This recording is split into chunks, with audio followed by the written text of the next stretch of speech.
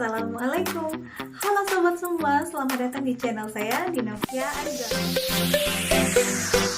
Untuk video kali ini saya akan mereview tentang materi nasionalisme pada Latsar CPNS. Sebelum itu sobat, silakan untuk klik subscribe dan lonceng notifikasinya. Tanpa basa-basi lagi, kita langsung ke videonya. Let's go. Apa yang teman-teman pahami tentang nasionalisme? Apakah pada gambar ini? Atau gambar yang ini? Atau gambar yang ini? Yang manakah yang nasionalisme? Ya, gambar-gambar semua itu tidak termasuk ke dalam nilai nasionalisme atau sikap nasionalisme. Sebab nasionalisme adalah sikap cinta tanah air, ras, budaya, bahasa, ya, sejarah budaya bersama. Atau bisa juga sebagai suatu sikap politik dari masyarakat suatu bangsa yang mempunyai kesamaan budaya, tujuan, dan cita-cita bersama. Secara ringkasnya nih, bisa dikatakan bahwa nasionalisme adalah suatu sikap yang tidak membeda-bedakan suatu ras, suku, agama, atau apapun. Nah, bagaimana ya caranya supaya kita bisa meningkatkan rasa nasionalisme dalam diri kita? Salah satu cara untuk menanamkan semangat nasionalisme adalah dengan menanamkan dan mengamalkan nilai-nilai Pancasila. Pancasila pertama, yakni ketuhanan yang Maha Esa. Sebagai jati diri bangsa, tentu bangsa Indonesia adalah bangsa yang agamis. Hasil yang ingin dicapai atau output yang ingin dicapai, yakni rakyat bisa membedakan mana yang baik dan mana yang buruk, atau bisa membedakan mana yang hak dan mana yang batil. Nah, untuk wujud nyata dalam perilaku sehari-hari, jadi bisa dinilai atau diimplementasikan dalam sikap jujur dan mempunyai integritas.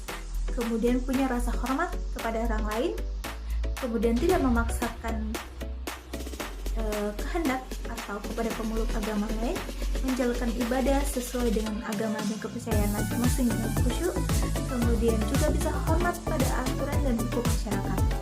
Kemudian ada sikap etika sebagai prinsip dasar dalam kehidupan sehari-hari, tidak korupsi atau perilaku korupsi lainnya, kemudian sabar, berjiwa besar, dan berprasangka baik. Sila yang kedua, yakni kemanusiaan yang adil dan beradab. Nah, sebagai jati diri bangsa Indonesia adalah bangsa yang menghormati hak asasi orang lain atau menghormati hak asasi manusia.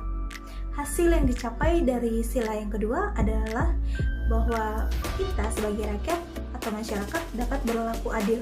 Kemudian kita juga dapat menghormati hak asasi orang lain.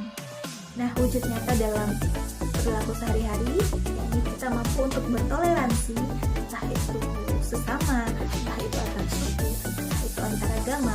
Kemudian kita juga tidak menyakiti orang lain dalam bentuk apapun, entah itu dalam ucapan ataupun sikap. Kemudian juga kita dapat bersikap sopan dan santun, dan juga yang lebih penting kita bisa saling tolong-menolong. Nah, sila berikutnya adalah sila yang ketiga, yakni persatuan Indonesia. Sebagai jati diri bangsa, kita bangsa Indonesia adalah bangsa yang cinta tanah air. Nah, hasil output yang dicapai dalam sila ketiga, yakni bahwa kita sebagai rakyat itu siap sedia membela negara.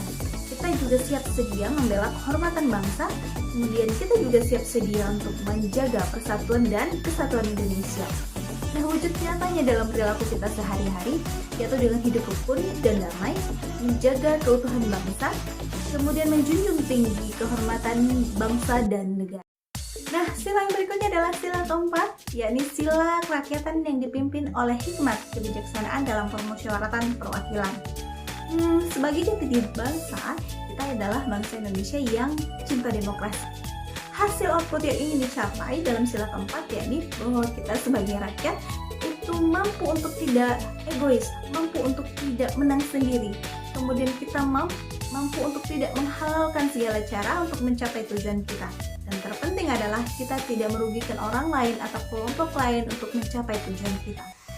Wujud nyatanya seperti apa sih? Wujud nyatanya bisa berupa dengan mau mendengarkan pendapat orang lain, bermusyawarah, kemudian siap menang dan siap kalah apabila dalam kompetisi, kemudian kita sportif, kemudian kita selalu mengikuti aturan atau perundang-undangan yang berlaku, bertanggung jawab, dan suka tolong-menolong, tidak anarkis. Nah, sila yang terakhir adalah sila yang kelima, yakni keadilan sosial bagi seluruh rakyat Indonesia. Nah sobat, sebagai jati diri bangsa nih, kita sebagai bangsa Indonesia adalah bangsa yang menjunjung tinggi kebersamaan. Hasil output yang ingin dicapai dalam sila kelima, yakni bahwa kita sebagai rakyat itu tidak mementingkan kepentingan pribadi, golongan, ataupun kelompok tertentu. Kemudian kita juga harus memperhatikan nasib orang lain, bergotong royong, dan juga seperti pepatah mengatakan, ringan sama dijinjing, berat sama dipikul. Nah, wujud nyatanya seperti apa sih? Wujud nyatanya bisa berupa dengan kita punya sikap yang tidak serakah, tepat waktu, kemudian mau bekerja keras, saling membantu satu sama lain, dan terakhir suka menabung atau berinvestasi.